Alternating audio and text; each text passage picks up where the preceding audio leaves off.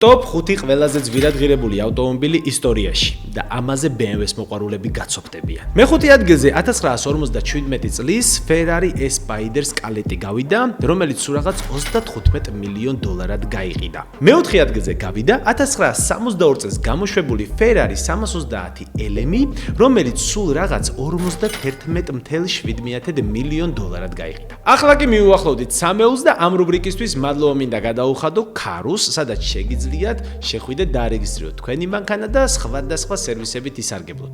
ავტოასისტენტის გამოძახებით, ხელოსნის ბუკინგით, დაზღვევით შესყიდვით და ასე შემდეგ. მესამე ადგილი 1955 წლის Mercedes W156R, რომელიც $53 მილიონ გაიყიდა. მეორე ადგილზე ისევ Ferrari-ა 1962 წლის გამოშვება 250 GTO, რომელიც $70 მილიონ გაიყიდა.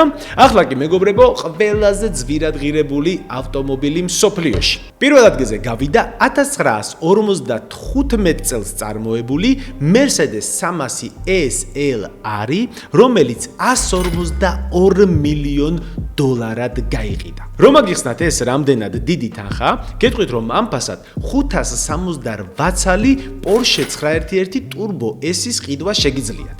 ბოლო თაობის. რაში გჭირდებოდათ ეს ინფორმაცია? შეიძლება არაფერში, მაგრამ აწი ამ ინფორმაციით ცხოვრება მოგიწევთ. წარმატებები.